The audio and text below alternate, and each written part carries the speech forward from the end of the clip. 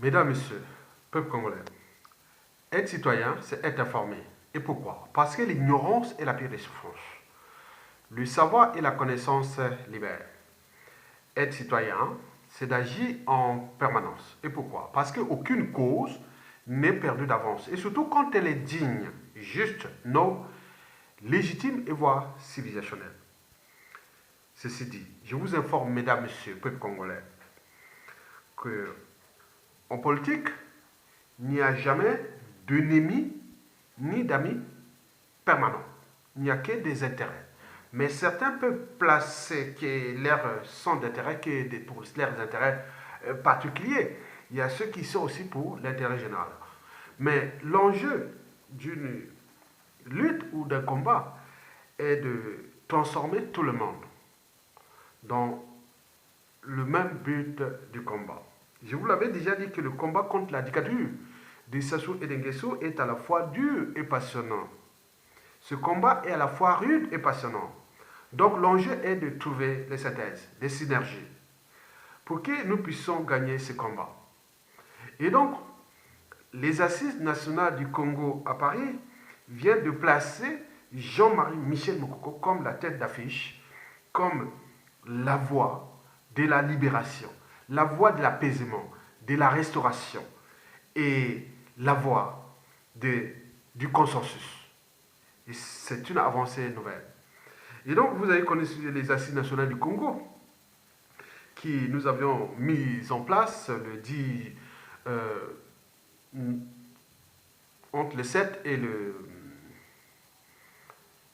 10 juin 2014 au PALAB. Il fut d'abord des officines formées par l'ancien ministre de l'économie et des finances Jean-Luc Malika, avec Antoine Page Kiwoulou, avec les Alexis Miaoukou et tout ce monde-là. On peut en citer bien. Nous sommes partis d'abord de la paix de Lyon du 31.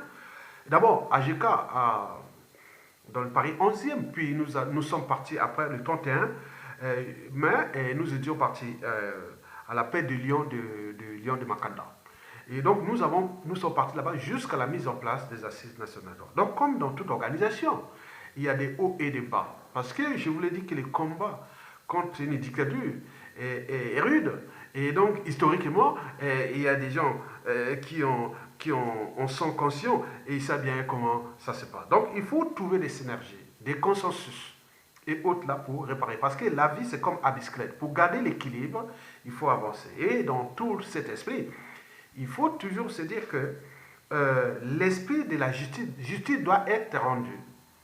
Et comme justice doit être rendue, nous devons trouver les mécanismes pour créer ce consensus-là, pour que la justice soit rendue. En s'inspirant déjà des retours d'expérience et aussi des faits, des réalités et des perspectives, des soucis qui se dessinent. Parce que notre combat n'est pas que national, il est aussi international, puisque le donneur d'ordre de Sassou Nguesso est justement la France-Afrique. Et la France-Afrique, qui parle de France-Afrique, c'est la France.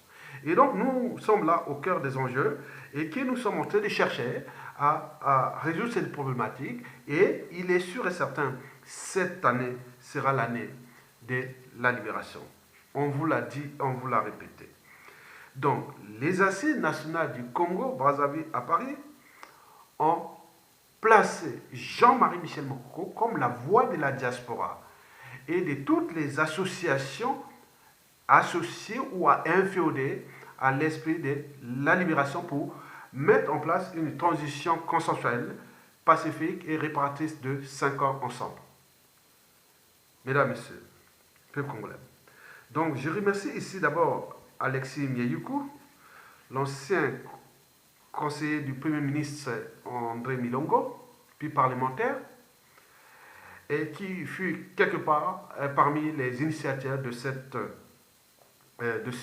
regroupement que vous voyez, en accord avec le délégué actuel, John Benit Zamba, et que nous, les deux, nous nous sommes appelés, nous nous sommes communiqués, on a traité ce problème.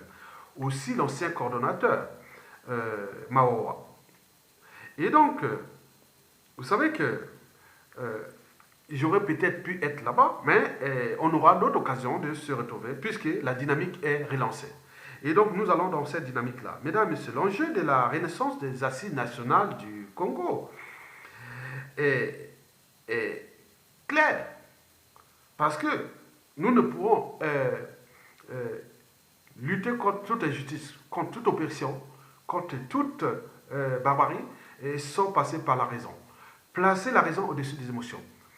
Placer la raison au-dessus de l'appartenance, qu'elle soit tribale, ethnique, géopolitique et autres, des conflits d'intérêts et de compagnie. Donc l'enjeu est d'abord l'intérêt général. Et donc sur ce plan-là, les assises nationales du Congo à Paris viennent de marquer un coup. Et donc le coup là n'est pas contre les uns et les autres, c'est des synergies. En réalité, nous aurons beaucoup besoin de tout le monde. Parce que la reconstruction là, on a besoin de la matière grise, on a besoin des gens qui ont des retours d'espérance, on a besoin des partenaires et tout compagnie dans ce combat d'ensemble. Et donc, vous avez compris. Donc, pour les assises nationales du Congo, oui, et les forces associées, qui sont déjà à l'intérieur du pays et aussi à l'extérieur. Donc, les traits d'union entre l'extérieur et l'intérieur, parlait déjà mon ami Benjamin Tungamani. Et donc, vous voyez que nous devons mettre ce processus-là en force pour que Sassou Nguesso dégage. Et pourquoi faire?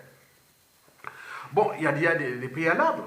Oui, les préalables, c'est que nous, au niveau de toutes les officines et des cellules de crise sans fin qui conspiraient, complotaient, s'aimaient les amalgames et autres, fini. Parce que l'enjeu est d'abord de sauver les vies et de récupérer un pays qui est en train d'être ruiné, un riche pays. Donc, par conséquent, les officiers de guerre d'ego, ça ne sert à rien. Ça ne sert plus à rien. Et donc, je pense que les assises sur ce préalable vont transcender ça, la guerre des égos, les conflits d'intérêts et les agendas cachés et plans cachés des uns et des autres. Donc, vous devez aller dans la dynamique que Mokoko devient la porte-voix de la résistance et qui va établir certainement une passerelle, un trait d'union entre l'ancien régime et l'esprit de la restauration. Mesdames et messieurs, l'année 2020 est une bonne année pour le Congo. Et on finit avec cette dictature qui est déjà liberticide, antidémocratique, antisociale, criminogène, immoral dissolu et confiscatoire d'ailleurs de l'État congolais. Et pour combien de temps? Nous n'sommes pas là pour punir. Les préalables là. Donc on comprend comme la vie à bicyclette pour garder l'équilibre, il faut avancer. Et il y a eu des retours d'espérance partout, en Afrique du Sud, et partout, on en connaît. Et donc nous devons aller dans cet esprit-là. Donc les gens doivent travailler dossier par dossier à ces problématiques, à ces enjeux pour unifier tout le monde. Parce qu'il n'y a pas de mobilisation du citoyen ou même de dépassement de soi sans un rêve commun de lendemain à construire et de futur à édifier. Donc c'est la peur qui fait que des deux côtés, du côté du régime et aussi du peuple, on a peur. Or, la peur c'est une émotion. Sassou Nguesso envoie la peur aux Congolais pour les terroriser ou autres, donc ils se soumettent, ils renoncent, ils résignent. Mais le problème c'est qu'on est en train de détruire ce pays et créer des contentieux historiques et autres. On n'en veut plus faire des millefeuilles de contentieux historiques. Les uns des autres, on est que là, une existence, on va partir. Donc, on veut éviter ces contentieux historiques qui sont en dormance et autres. Donc, l'enjeu de cette union, de ce combat que tout le monde se place, mon coco aujourd'hui, c'est pour commencer déjà à penser ces équilibres-là. Mesdames et messieurs, peuple congolais, ce n'est pas tout. Je vous informe que nous devons avoir comme l'esprit un peu occidental. Au terme de la gestion de la chose publique, ils connaissent bien faire les 4 règles d'opération de mathématiques. Il y a l'addition et la multiplication des talents et des bonnes volontés. Donc nous devons trouver toutes les bonnes volontés, tant du côté de la résistance que de l'ancien régime. Et nous aurons déjà les solutions. Et ces solutions-là seront faites au niveau des commissions ad hoc qui doivent travailler déjà en préalable au sein des assises, sur les dossiers, trouver les passerelles, et que je vais vous expliquer. Donc, il faut vraiment trouver ces passerelles. Et de cette opération de multiplication et d'édition des talents, nous allons faire comme l'Occident, c'est-à-dire aller récupérer ceux qui étaient là pour soustraire les uns et les autres, ou diviser les uns des autres, et les remettre dans les 2 premières règles d'opération, c'est-à-dire la multiplication et l'addition des talents et des bonnes volontés et tout compagnie. Mesdames, Messieurs, peuple congolais. En plaçant Jean-Marie Michel Mokoko à la tête d'affiche ou la tête de pont pour la restauration de la démocratie et de tout ce qui s'est passé, les assises nationales du Congo viennent de positionner clairement l'esprit du combat et de la victoire, et qui est celle des Congolais, et non d'un groupe d'individus contre d'autres, non d'une officine contre l'autre, et non d'une tribu contre l'autre, non d'un géopolitique contre l'autre. Non, il s'agit bien sûr d'un combat national. Mesdames, Messieurs, déjà en parlant toujours, tout justement, de cette victoire que nous allons placer Mokoko à la tête de ce combat, c'est pour montrer aux yeux déjà des Congolais et aussi de nos partenaires, et n'oublions pas la France-Afrique, que nous avions déjà quelqu'un qui est là. C'est pour des besoins de clarté, de visibilité, de clarification, et bien oui, même de pédagogie, en tenant compte des enjeux qui sont déjà nationaux, puis de la zone d'Afrique centrale, parce que nous, au Congo, ça soit parti ou pas, il faudra bien avoir de bonnes relations avec nos voisins. Donc nous devons travailler ces enjeux, et tous ceux qui ont cet esprit, ils peuvent déjà travailler sur ces dossiers. N'oublions pas l'Afrique. Hein. Vous savez qu'il y a la chute des Sassou et de tout ce que nous allons transformer toute cette France, cette Union africaine. Nous aurons des enjeux à parler de ça. Donc nous avons la dimension nationale, sous-régionale, la zone CEMAC, Congo, Cameroun, Gabon, Tchad, Centrafrique et tout. On doit penser déjà à travailler ces dossiers-là pour les synergies à venir. Et le dossier France-Afrique, comment nous allons décoloniser la France-Afrique et transformer les mentalités, habitudes et comportements. France-Afrique qui se donne d'un autre temps. On regarde déjà des retours d'espérance de ce qui s'est passé déjà avec les ex-autres pays colonisateurs d'Afrique. Quand on voit ce qui se passe au Portugais et avec ses ex-colonies, c'est plus pareil. La Grande-Bretagne, plus pareil. Et d'ailleurs, tous les pays les plus avancés ou les plus dynamiques où on peut respecter les fondamentaux des règles économiques et financières et faire plein de business et respecter les alternances, ça se passe en Afrique francophone. Et même l'Afrique lusophone et autres, ils sont rentrés dans la mêlée, mesdames et messieurs. Et on fait nos partenaires, parce que nous avons les Américains, les Russes, les Chinois et tout. Dis non, n'ayez pas peur. Nous allons tout remettre dans le cadre du concert des nations, parce que nous sommes une nation indépendante. Donc nous devons défendre d'abord nos intérêts et aussi travailler avec nos partenaires. Donc travailler ces dossiers, ils sont immenses. Mesdames et messieurs, peuple congolais. Voici par exemple la pyramide que vous devez penser dans l'esprit, parce qu'on a fait la pédagogie. Par exemple, à l'échelle de la diaspora, dès que quelqu'un vient de parler ou faire l'amalgame sur Mokoko, donc il est contre l'esprit de la résistance, contre l'esprit des assises, contre l'esprit de la restauration, contre l'esprit de la transition. Donc par conséquent, il devient l'ennemi intérieur ou extérieur de la libération ou de l'intérêt du peuple congolais. Donc au sommet de cette pyramide, à l'échelle de la diaspora, c'est d'abord Jean-Marie Michel Mokoko qui devient la tête d'affiche et accompagné des associations, des partenaires, aux assises et tout compagnie. Et donc l'enjeu est d'aller sur tout ce que nous donnons comme information sur la transition politique consensuelle des 5 ans. Et nous nous sommes préparés. Et il n'y a plus de tâtonnement. Tout est déjà là. Donc on travaille déjà là. On sait déjà les grandes lignes, les problématiques, les enjeux, et les problèmes qui vont nous poser là-bas. Donc, on sait déjà comment répondre en fonction des enjeux. Et à l'échelle nationale, on place toujours Mokoko. Et après, vient aussi les prisonniers politiques. Et puis, toutes les forces, que ce soit l'opposition, autres qui sont dans la dynamique de la transition qui est déjà inévitable et inéluctable. Et enfin, l'échelle de la France-Afrique, donc Mokoko devient quelque part la voie où tout individu pour parler des processus de Sassou Dégage dignement, il faut parler France-Afrique avec Mokoko en dessus et travailler les réseaux France-Afrique pour se transformer après, comme l'a dit Abisclay. Donc de toute façon, la France n'a plus le choix. L'Afrique centrale est à 100. Et il y a des pressions internationales où oui, la France est indexée, il va être de plus en plus isolée, elle n'a plus le choix. Donc elle est obligée de coopérer avec l'esprit des destins ou des destins des peuples et des nations. Et donc, il y a eu une histoire d'une autre France-Afrique. Nous devons trouver une autre France-Afrique en s'inspirant des modèles qui sont déjà passés dans ça pour le cas qu'il n'y ait plus d'ingérence politique, que les peuples choisissent leur dynamique, mais la France peut rester là sur les accords à traiter et tout compagnie, du point de vue stratégique, géopolitique, économique, commercial, comme d'autres oui, nations. Mais nous avons quand même cette chance avec la France parce que nous avons déjà la langue. Nous avons aussi, oui, nous avons besoin de la France. Et comme elle a besoin de nous. Donc, c'est à elle de se transformer avec, en protégeant ses intérêts, bien sûr. Mais nous aussi, il faut qu'ils nous laissent la manière aussi de protéger nos intérêts parce que dans le cas d'un partenariat, ce n'est pas de la prédation. On ne tire pas son partenaire vers le bas. On sait un peu les comprendre et avancer. Mais si on tire vers le bas, ça devient la prédation parce que trop de France-Afrique a tué la France-Afrique. Et d'ailleurs, Aimé Césaire avait dit que le malheur de l'Afrique, c'est d'avoir rencontré la France. Mais je l'ai reformulé, cette pensée qui a été aujourd'hui adoptée par le professeur constitutionnaliste Félix,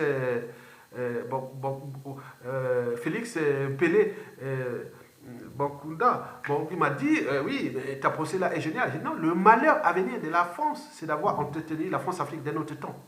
Et pour combien de temps encore? Donc nous trouvons des intérêts pour avancer. Nous avons des idées, en s'inspirant des modèles qui sont là, dans les processus. Donc on va arriver jusqu'à là pour créer des dynamiques nouvelles pour les relations stratégiques, économiques, commerciales et tout comme avec la France.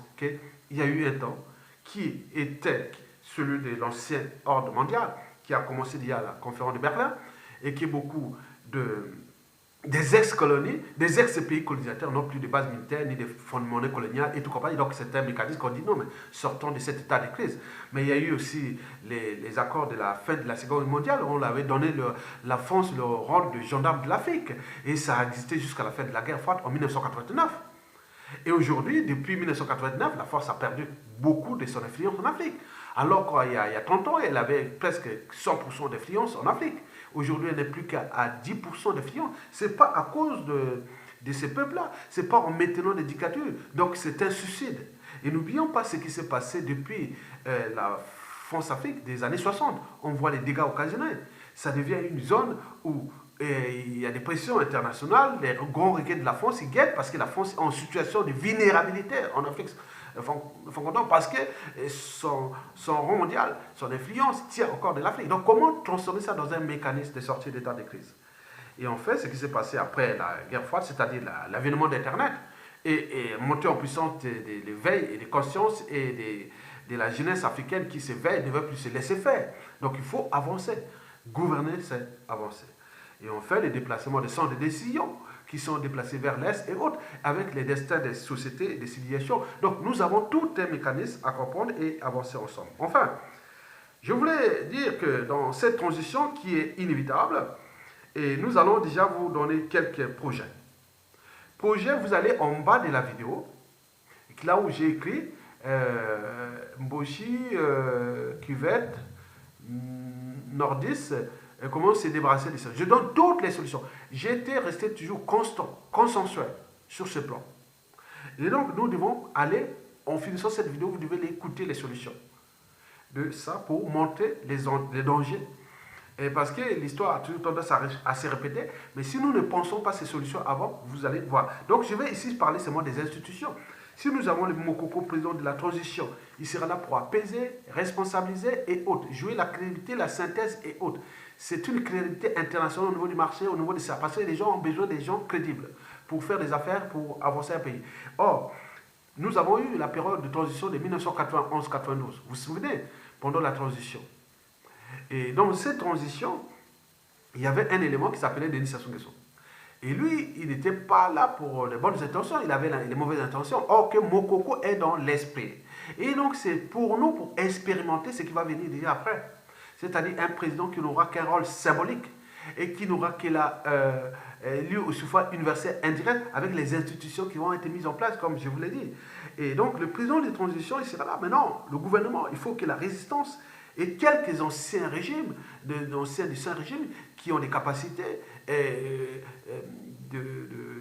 structurelles, organisationnelles et managériales et qui ont les compétences techniques ou politiques autres qui peuvent dire non, non, cette fois-ci, fini l'idiocratie, la médiocratie, maintenant la compétence valeur ajoutée. Vous avez tout compris. Donc l'enjeu du gouvernement qui va être mis en place, oui, un gouvernement restreint de moins de 20 membres et pour les enjeux. Et qui, moi je l'avais dit qu'il faut trouver un bon sudiste pour faire cette compensation géopolitique qui va être dépassée après les 5 ans. Donc le gouvernement, le Premier ministre, et tout ça sera un produit, pire produit de la résistance venue du Sud-Congo. Ça, c'est respect l'équilibre. Mokoko de la Kivu Nord, et on le fait. Mais l'Assemblée constituante, 10 membres par région, entre les résistants et d'autres qui vont travailler sur ces dossiers. Et je l'avais parlé qu'il faut trouver intégré parce que c'est la seule tribu qui a une répartition géographique du nord au sud. Donc là, ça va construire des règles. Nous avons eu l'ancien ministre de la Justice, qui est mon père à son âme, qui est enterré ici. Nous avons parlé pour ces problèmes-là. Et donc, nous avons des gens qui ont l'esprit là. Donc, nous allons mettre là. Parce qu'il faut un cadre, il faut un décor. Parce que la matière grise est étendue partout dans le monde. Et donc, il faut un cadre, il faut un décor, il faut une volonté, il faut un consensus.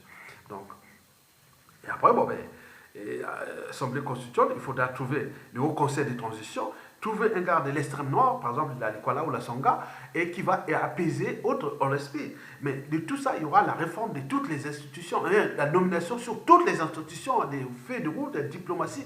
Il y en a de la place pour tout le monde.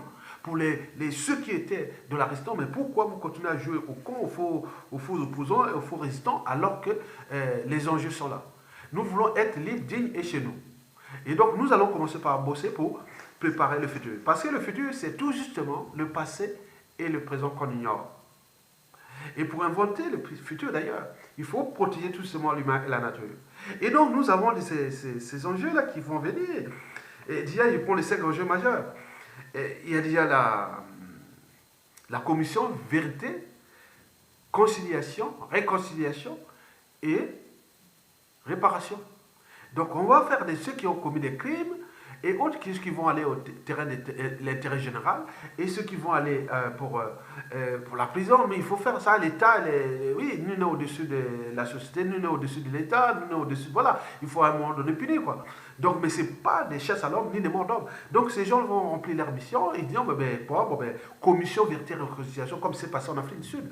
Et là, vous avez les anthropologues, les scientifiques, les magistrats, les historiens, tout ça, ils vont travailler, et les avocats, tout ça, pour faire tout cela, pour construire un grand monument historique pour les devoirs de mémoire. Une journée de mémoire nationale, peut-être ça sera le 22 mars de chaque année, où le président de la République et tout ça, symbolique, il viendra inaugurer, et c'est un modèle économique, où il y a une grande place, où il y a des salles, ou comme un panthéon comme ça, il y a des ateliers, forums, séminaires, et tout compagnie, pour avancer la matière grise, et aussi responsabilité au terme des citoyennetés. On a beaucoup de projets, et carnet de citoyenneté du Congolais. Il y aura tout ça qui va intégrer le cadre de la devoir de mémoire. Nous avons des idées, on a tout. Donc il suffit de les appliquer et les adapter aux fonctions des situations et autres. On a déjà l'esprit. Et donc, après, la commission vérité et réconciliation, pourquoi? Parce qu'un peuple qui n'a pas de mémoire commune sera toujours dans la récurrence des mêmes erreurs. Donc, les amalgames, le négationnisme, la repentance et les crises qui peuvent arriver. Donc, il faut construire ces devoirs de mémoire pour apaiser les Congolais, parce qu'aucune officine politique, aucun parti politique et autres ne pourra apaiser l'esprit des Congolais tant que nous ne passons pas par cette commission vérité et réconciliation. Et quand les décisions seront prises, ils vont directement du ministère qui seront appliquées au niveau de la justice, d'autres au niveau de l'éducation, d'autres au niveau de l'économie et des finances, d'autres. Donc, ce seront des trucs bien orientés à chaque décision. Les gens bossent, on ne va pas aller faire des conférences nationales. Les gens qu'on a, les commissions, un grand nombre de gens vont travailler dans les différentes commissions et pour ces problèmes de la mémoire, pour que nous puissions mettre des solutions pour réparer déjà les victimes, que ce soit morales ou aussi pour la construction des villages et tout compagnie, de réparer beaucoup de choses, d'injustice. Nous n'allons pas apporter l'injustice là où il y a eu injustice. Donc nous devons apporter la justice là où il y a eu justice. Donc justice doit être rendue. Bon, les problèmes des biens mal acquis, deuxième commission, tout ça, qui seront les biens mal acquis, les contrats qu'il faudra les négocier pour nos matières premières, pour plein de trucs, pour les récupérer l'argent des biens mal acquis, des paradis fiscaux. L'Angola a fait là avec les gens qui ont dit, bon, on remet l'argent, on vous laisse tranquille. Comme on a vu en France, ici, il y a des exilés fiscaux qui ont remis plus de 9 milliards d'euros dans les caisses de l'État congolais. Et donc les gens là, les revenus d'Adada, les gens des Sassou Nguesso, ils disent non, mais tiens, pour l'intérêt du pays, hein, on vous remet tout cet argent pour faciliter, parce que nous, de toute façon, cette affaire de bien à laquelle toi, ça va durer 30 ans. Parce que nous, on veut récupérer tout. Et donc, il faut vraiment travailler là sur ces dossiers. Après, les institutions nouvelles, vous avez vu qu'ils travaillent les tables rondes qui se sont passées au niveau de la, oui, vous pouvez aller voir ça dans congoliberty.com. Donc, ce sont des idées qui sont là, qu'on a déjà travaillé sur ça. Et enfin, bon, ben, quatrième, il faut repenser la pratique politique, l'exercice du pouvoir, le nouveau Congo de demain, les modèles économiques, et comment les régions... Donc il y aura tout, hein, parce qu'on va passer par les ressourcements général, il faut maintenant identifier les régions, les identités culturelles, comme y a-t-il des laris au Congo, comme ils sont mélangés, vous cochez une case pour les renseignements général, on va faire les cartographies, on va faire les trucs, découpage des territoires, pour préparer les régions semi-autonomes dans une république qui deviendra conventionnelle, où le président de la république sera élu au suffrage universel indirect, et le Premier ministre sur projet, et qu'il y aura des jeux comme ça à la Convention nationale, et qui va travailler avec la région, le fédéral, avec les régions semi-autonomes, où les chefs de région, il y aura des pouvoirs énormes. Et donc, comme des modèles, on intègre nos réalités culturelles, on fait la France-Afrique. Et donc, nous devons aller là, on est ensemble, mais il faut avancer. Parce que si on ne prend pas ça, c'est déjà un suicide collectif. Parce que là-bas, les gens ont tout perdu, n'ont plus rien à perdre. Ça ne sert à rien de mettre l'Afrique francophone à feu à sang en maintenant des monstres qui, aujourd'hui, deviennent des problématiques au terme d'humanité et de ces enjeux-là. Donc, vous devez avancer dans ce cas. Donc, en conclusion, je vous dis que ce n'est qu'un début. Et il faut que les coordonnateurs, les membres des AC prennent cette disposition pour ne plus faire que les discours. Mais il faut mettre des dossiers concrets et travailler sur les stratégies. Et déjà pour que ça se dégage, parce que lui, il va dégager, mais comment va-t-il les traiter, comment vont être ses familles et autres. Mais on leur a dit que c'est que le droit et la justice vont passer sans mort d'homme ni chasse à l'homme. Ça sera que du droit. Et ça ne va pas que partir de la situation de Sassou Nguesso 2 3 ou des... Non, on veut partir jusqu'à zéro. Tous ces gens vont parler, faire ceci, les biens, autres. Ça va toucher tout le monde parce qu'il y aura un règlement intérieur. Explication. Par exemple, dans ces règlements intérieurs de la Constitution, qui sera appliqué déjà par le gouvernement de transition, l'Assemblée constituante, je pense le Haut Conseil de transition qui va être le garant de l'application de ce règlement intérieur. Par exemple, votre nom est cité pour une affaire de bien mal acquis ou autre pour X raisons. Même à l'étranger, vous devez répondre et aller voir est-ce que vous devez faire la rétrocession ou on veut faire la confiscation ou pas, et où voilà, on va faire des trucs consensuels. Il faut écrire déjà ces règlements intérieurs. Là, le Burkina Faso avait initié déjà les sortes de règlements intérieurs, mais nous, il sera plus à l'aise parce qu'on va intégrer des dimensions de commission vérité et réconciliation, des biens mal acquis, des points pour points. Il faut mettre les institutions nouvelles et tout compagnie pour que, quand votre nom est cité, par exemple, une affaire pendant l'Issouba, mais vous étiez grand résistant, on sait que vous avez une valeur ajoutée, mais avant de réparer tout, que vous allez dire non, voilà ce qui s'est passé. Vous allez expliquer votre vérité, on va vérifier par rapport à fait. Les victimes et autres, les commissions des victimes et tout. Bon, donc il y aura beaucoup de choses. Votre nom est cité pour les biens mal acquis et autres. Venez donner quelque chose et après on continue. Et ça la vie. Et à ce moment-là, nous allons laisser quelque chose pour les générations actuelles et futures. Et nous serons le modèle déjà de ce qu'on va travailler pour le Congo de demain. Donc, seule la lutte libère. Parce que sans lutte, il n'y a pas de liberté ni dignité. Sans lutte, il n'y a pas de justice. Sans lutte, il n'y a pas de progrès. Sans lutte, il n'y a pas de paix. Mesdames, Messieurs, peuple congolais, je vous remercie et vivement les Assises nationales du Congo à Paris. Je vous remercie.